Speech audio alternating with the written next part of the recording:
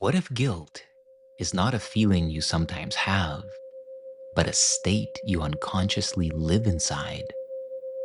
And what if salvation or liberation isn't something you earn, deserve, or arrive at some future later point, but something that becomes obvious the very moment that guilt is undone? Today we are contemplating lesson 39, and this lesson is not asking us to become holy. In fact, it asserts something far more radical. Holiness is already what you are. And guilt is the only thing that ever made you think otherwise. The truth is that you are not trapped by circumstances. You are only ever trapped by unloving thoughts. The perceptual error that we are undoing in this lesson is this. You believe that freedom is somewhere outside of you, while guilt is inside of you. In truth, it is reverse. Guilt is the invented hell, the belief that you have separated from God or separated from your innocence, and now you deserve punishment or loss or exile. And holiness is simply the opposite of that belief, not as a moral achievement, but simply a fact of your true nature. So the Course is not asking us to become holy. It is asking us to stop using unloving thoughts as evidence that we are not. Right? That's why the practice targets unloving thoughts specifically. Thoughts about uneasiness and anger and worry and fear and attack. These are not personality flaws. They are barriers you place between yourself and salvation. And the core line of this lesson is uncompromising. It says, "My unloving thoughts about blank are keeping me in hell." Hell is not imposed from outside. It is maintained within. And the relief comes in the very next line. My holiness is my salvation. This is the release from guilt, the release from hell, the realization that none of those have ever bound you in any way. The truth is that you cannot see a saved, free, liberated, awakened world without accepting your own salvation. Because you cannot give what you don't have. So if you feel a lack of it inside, you're going to see and be a witness to the lack of it outside. But that's not because it's the truth. It's because the world mirrors your state of consciousness. This lesson, at its core, restores the simplest truth to our awareness. The answer to every question, every problem, is not complexity. It is simply innocence remembered. As we go deeper in our contemplation, I want to invite you to take this moment to allow your body to relax, allow your breath to deepen, and allow your presence to become clear and fully lucid, here and now.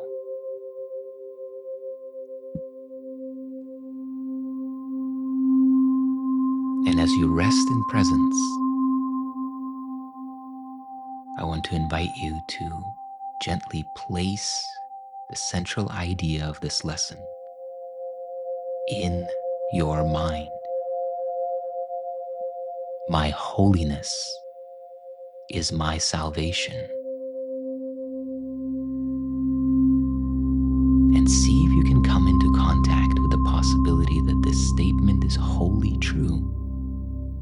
your holiness, your intrinsic original nature, is your guaranteed freedom from all illusions, from all guilt, from all distortions of identity. And simply contemplate your life from this point of view. Take these next few moments to practice this contemplation now.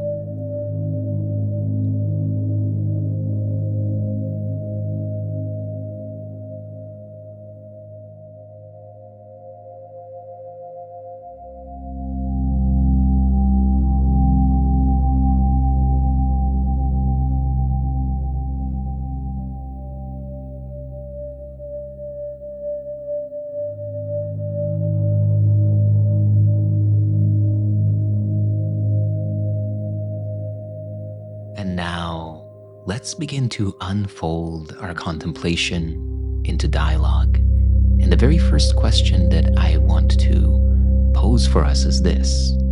The lesson opens with a blunt question itself. It says, if guilt is hell, what is its opposite? So why does the Course frame guilt so absolutely, without nuance or qualification? Yeah, that's a direct opening. And it feels purposeful, that it doesn't soften it at all.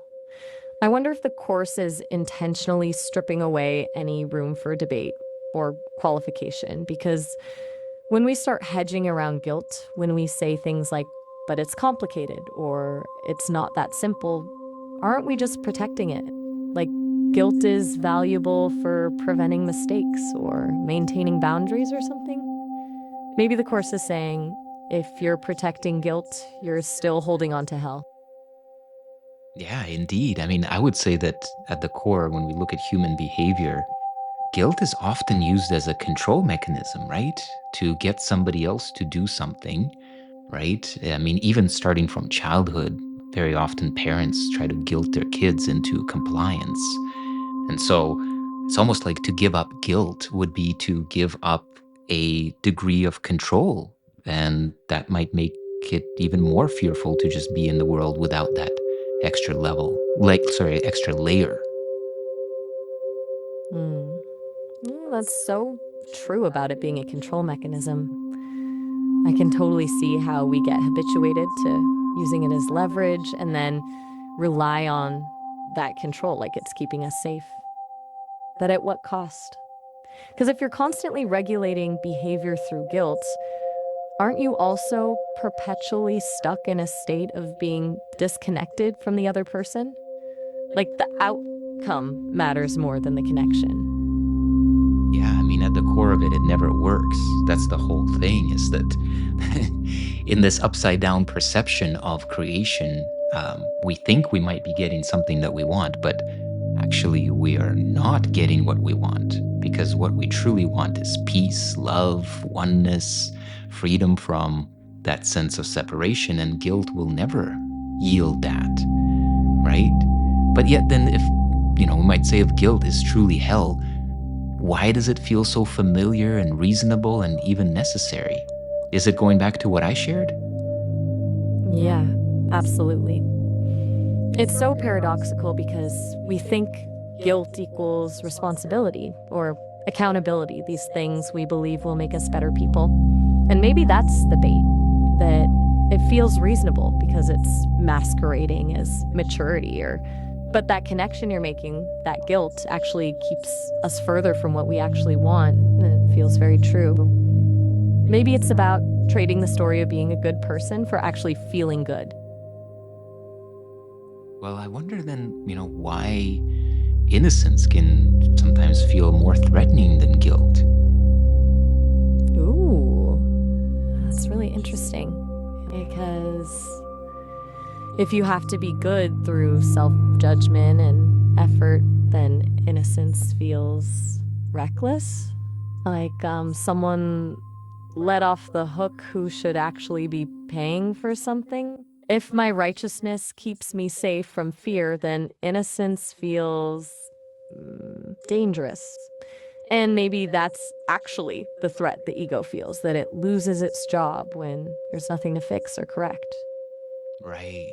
So it's like, you know, if I spent my whole life trying to police myself into being good and earning my holiness, my freedom, my salvation, then the idea of innocence seems preposterous. Like it dismisses everything that my life has been about, of trying to be a good boy or a good girl and appease some kind of, external force, collect those so-called, karma points or spiritual points.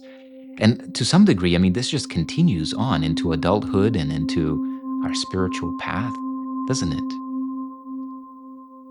Totally. We're so conditioned to believe that virtue comes from effort, that we have to earn our goodness through performance. I wonder how much of our spiritual practice gets trapped in that same pattern. Like, I have to meditate more, serve more, try harder to be present, and it never actually changes the underlying belief that I'm not enough until I do these things. It's that same ego mechanism. It just found a spiritual cover story. Right. It's because of fear, right? Like, what do we fear would collapse if we were no longer guilty? That's a good question. I think what really collapses is identity, isn't it? If we're not constructing ourselves through effort, problem solving, righteousness, then who are we without all that? Maybe the deep down fears that we wouldn't be someone at all, just awareness or presence, which is both terrifying and utterly liberating at the same time. Yeah. Okay. Let's look at another aspect of what this lesson covered. It says that your holiness is your salvation, rather than it being something external that is your salvation. So, what misunderstanding about salvation is this lesson attempting to undo?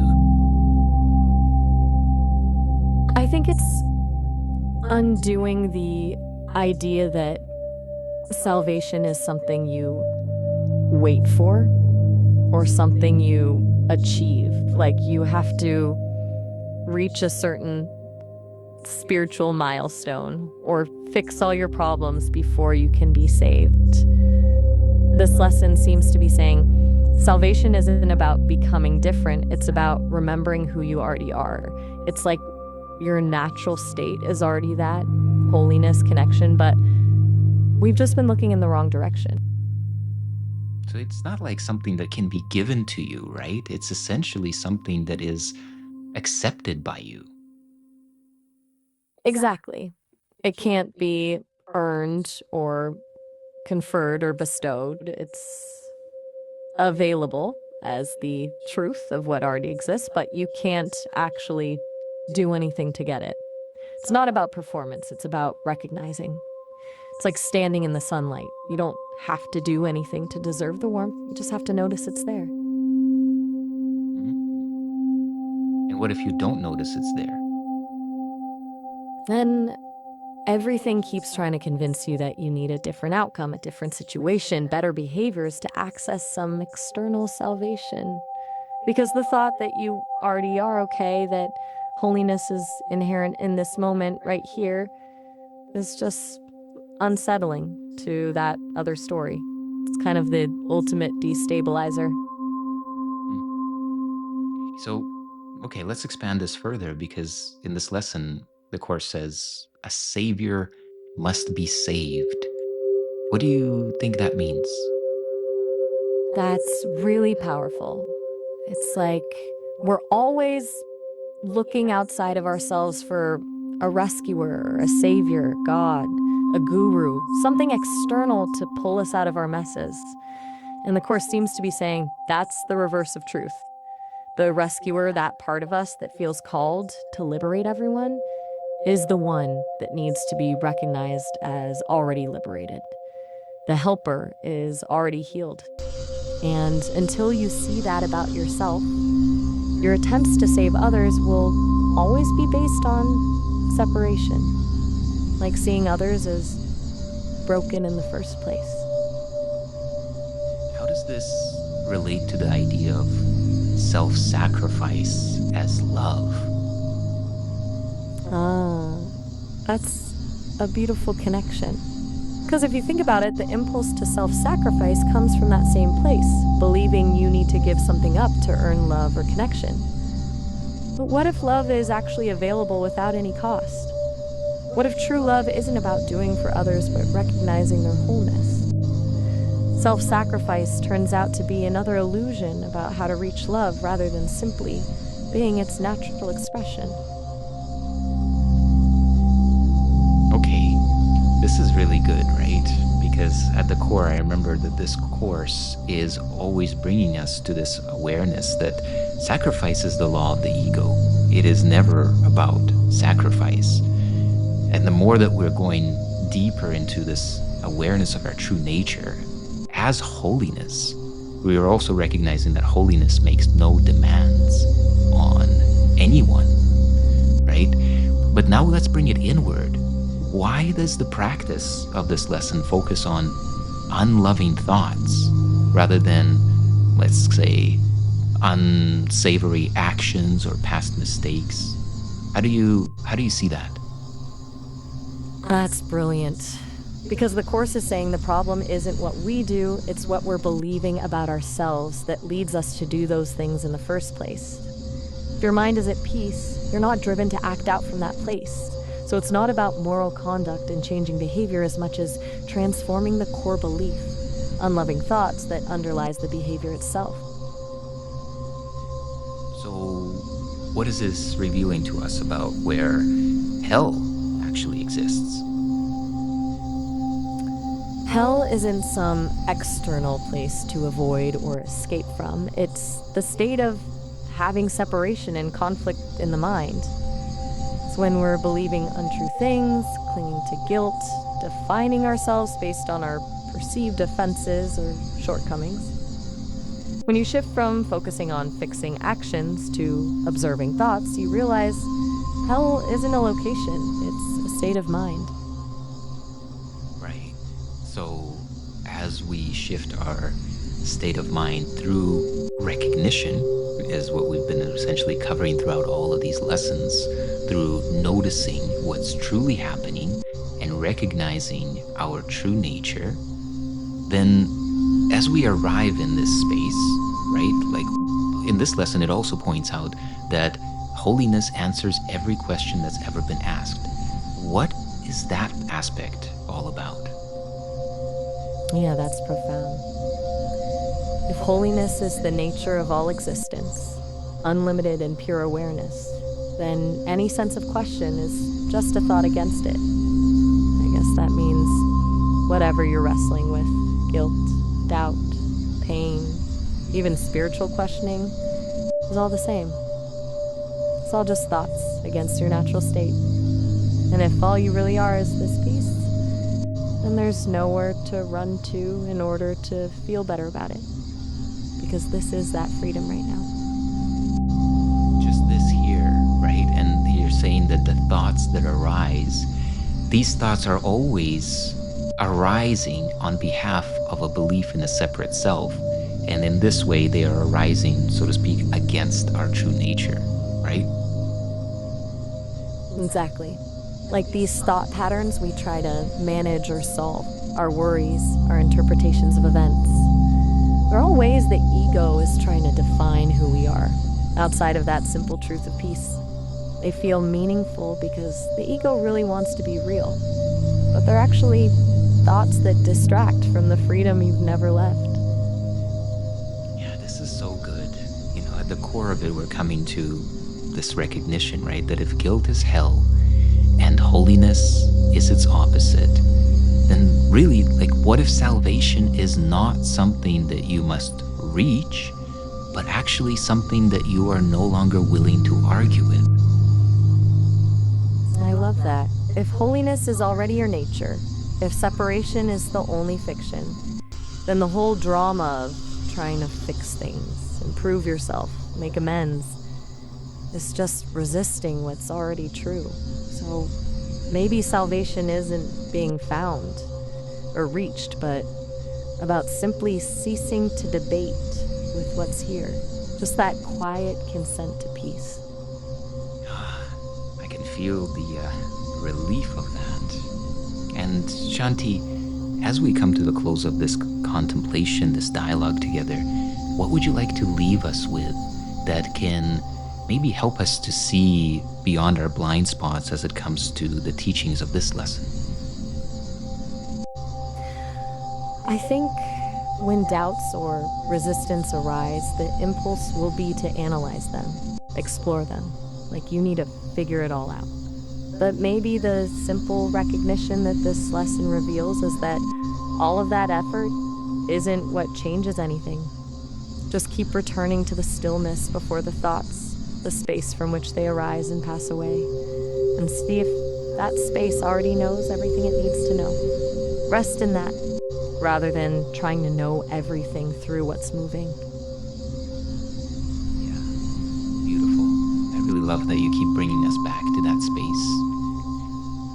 And as we close, just notice what it would feel like to let even one unloving thought about yourself dissolve. Just one. And if something shifted for you in this contemplation today, I'd love to hear what you noticed in the comments below this video. And now, let us go into the silence.